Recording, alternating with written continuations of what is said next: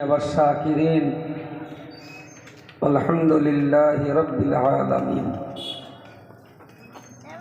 সম্মানিত আজকে সবার সভাপতি সঞ্চালক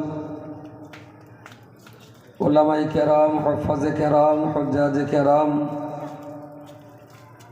তৎসহ কলসুর চরণমণ্ডল পাড়া এবং তৎসংলগ্ন আশপাশ মহল্লা থেকে আগত বিভিন্ন বয়সের ভাই ও বন্ধুগণ, মুরব্বী বাবাজিগণ, স্নেহের কচিকাচারা, আড়ালে অবস্থিত মা ও বোনেরা,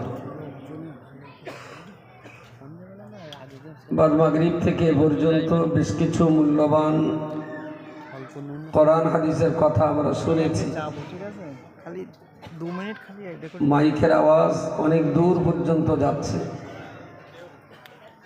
আর এই পরীক্ষার সময় আমার মনে হয় এত মাইক বাজানো ঠিক না, সরকারিভাবে বেআইনি। আবার পাশাপাশি আমাদের বাচ্চারা যারা পড়াশোনা করবে রাত্রিবেলা, তাদেরও পড়ার ক্ষতি।